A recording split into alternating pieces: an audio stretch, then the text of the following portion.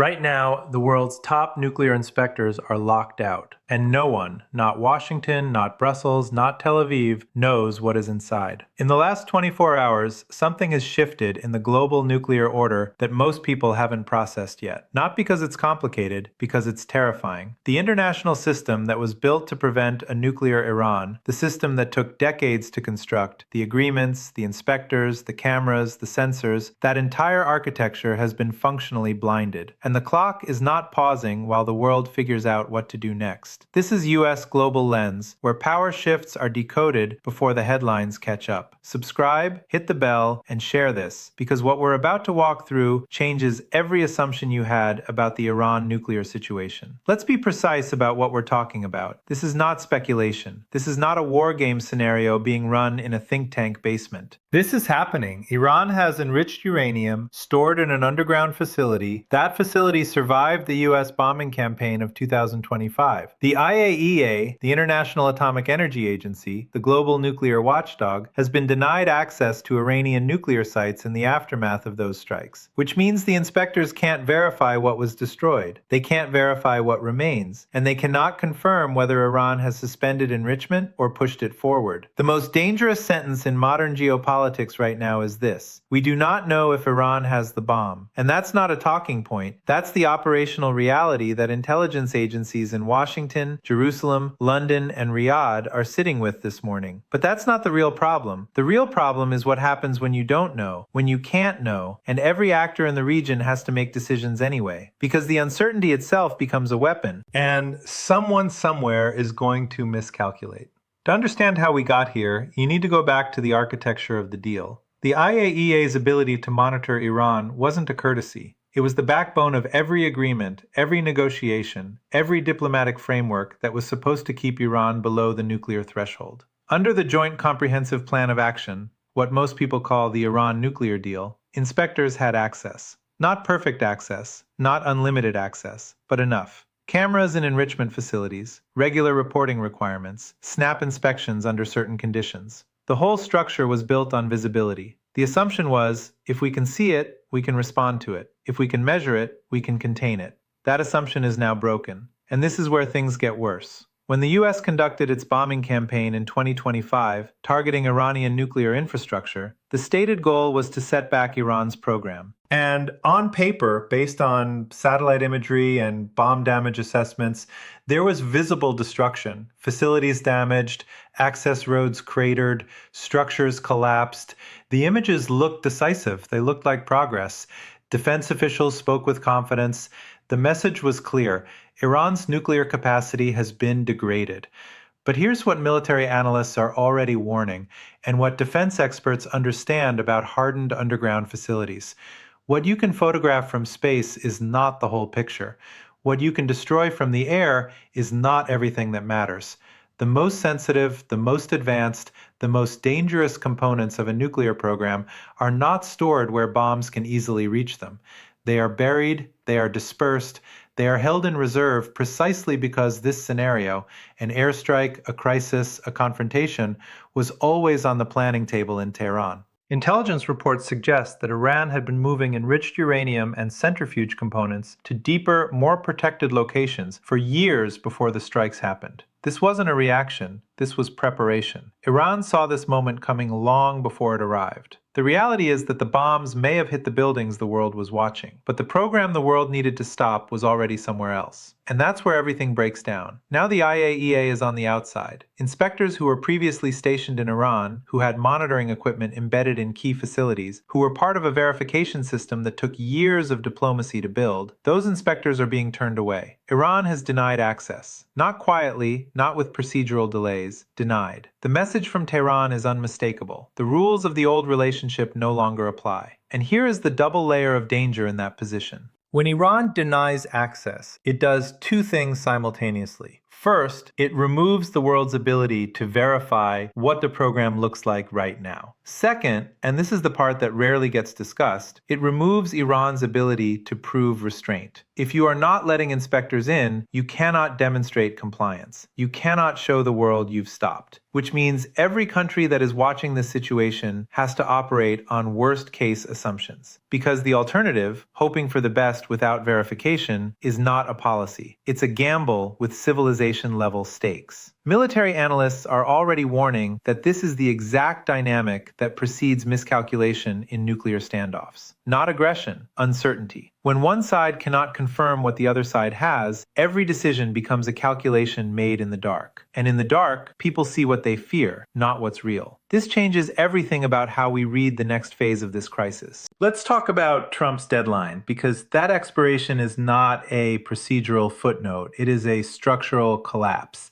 The diplomatic framework that was being negotiated, the attempt to build a new arrangement after the collapse of the JCPOA, after the sanctions, after the strikes, had timelines attached to it, conditions that Iran was supposed to meet in exchange for certain commitments from Washington.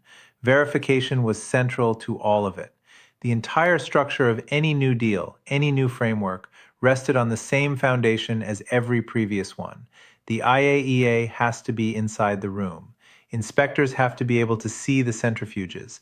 The cameras have to be on.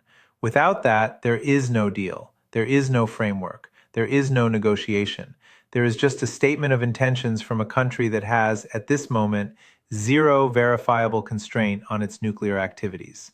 The deadline expired.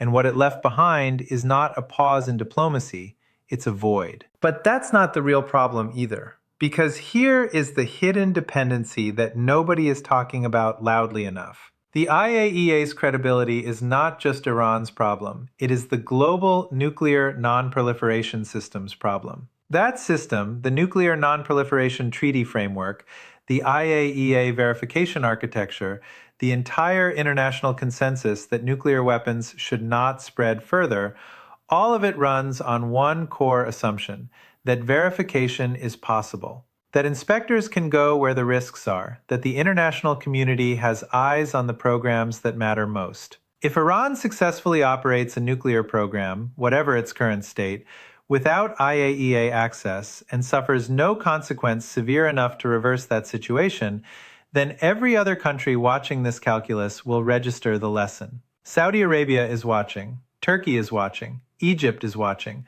South Korea has been watching for years. Japan, a country sitting on enormous civilian nuclear infrastructure, is watching. The message that lands, if this situation remains unresolved, is that verification is optional, that you can bomb your way out of an inspection regime, that if you survive the strike, the watchdog loses its teeth. That is the real systemic collapse here, not just Iran, the architecture itself. And this is where things escalate in ways that are genuinely difficult to manage. Let's walk through the options because there are several logical responses to this situation, and the brutal truth is that none of them are good.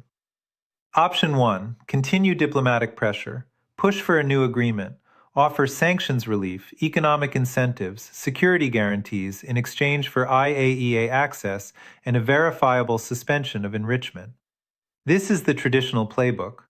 The problem is that Iran has watched this negotiation cycle multiple times. They have seen agreements made and abandoned. They watched the U.S. pull out of the JCPOA in 2018. They have calculated that the value of any American commitment is limited by the next election cycle. From Tehran's perspective, why trust a framework that has already been dismantled once? The diplomatic option requires a level of Iranian confidence in American consistency that this moment does not support. The clock is also working against it. Every day without access is another day the program can advance in ways nobody can measure. Option 2, escalate sanctions. Cut Iran off more completely from the global financial system, from oil revenue, from trade. The theory is economic pain forces concession. The problem with this option in 2026 is structural. Iran has had over a decade to adapt to sanctions. The economy is damaged, yes, but it has reoriented. Trade corridors through Russia, China, and regional partners have partially insulated Iran from the full weight of Western financial pressure. More sanctions on a sanctions-adapted economy produce diminishing returns, and the population absorbs the pain more than the program does. Defense experts understand that military-industrial nuclear programs are among the last things governments cut when resources are scarce. They cut food subsidies first. They cut infrastructure investment first. The bomb, if they're building one, is the last item on the austerity list. Option 3. A second, deeper military strike. This is the option that some voices in Washington and Jerusalem are already floating. If the first strike didn't destroy the program, go back, go deeper, use larger munitions, target the underground facilities more precisely. The problem with this option is that it requires knowing where those facilities are, which brings us back to the fundamental problem. If the IAEA is blind, military targeting intelligence is also operating with gaps. Strikes based on incomplete information can miss the most critical components while triggering the exact response they were trying to prevent. And if Iran responds, through proxies, through missile attacks, through regional escalation, the conflict expands in ways that quickly become uncontrollable. Another strike is not a solution. It may be a detonator. Option 4. Accept a nuclear threshold Iran and build a deterrence framework around it. This is the option nobody wants to say out loud. Treat Iran the way the international community has, with enormous reluctance and ongoing tension, treated other de facto nuclear states. Build a deterrence architecture, red lines, communication channels, managed coexistence. The problem is regional. Israel cannot accept this option publicly. Saudi Arabia, if Iran crosses the threshold, has already signaled interest in its own nuclear capability. A nuclear threshold Iran in the Middle East is not a stable equilibrium. It's the starting gun for the most dangerous regional proliferation race in history. Option 5. Internal change in Iran. Hope that political dynamics inside Iran shift in a direction that brings a new leadership willing to negotiate. This is the softest option. It is also entirely outside the control of any external actor. It may happen, it may not. It cannot be planned around in any serious strategic framework. So there it is, 5 options, each of them broken in its own way. There is no clean path through this. And now let's zoom out, because the regional and global consequences of where we are right now are already beginning to cascade. Israel is not sitting still. Israeli military and intelligence leadership have been operating in a state of continuous threat assessment since the strikes of 2025. They pulled the trigger on a major operation. They achieved visible damage. But if the program survived, if the stockpile is intact, in facilities they couldn't reach, then the strategic situation has not improved. In some ways, it's gotten more dangerous, because Iran now knows that it survived. It knows that the international community's ability to respond after the fact is limited. It knows that the IAEA has been neutralized as an enforcement mechanism inside its borders. That knowledge changes Iranian calculations in ways that are not favorable to stability. For Gulf states, the picture is deeply uncomfortable. Saudi Arabia and the UAE have been building diplomatic relationships with both the West and, in recent years, with China, partly as hedges against exactly this scenario. The Abraham Accords created new alignments.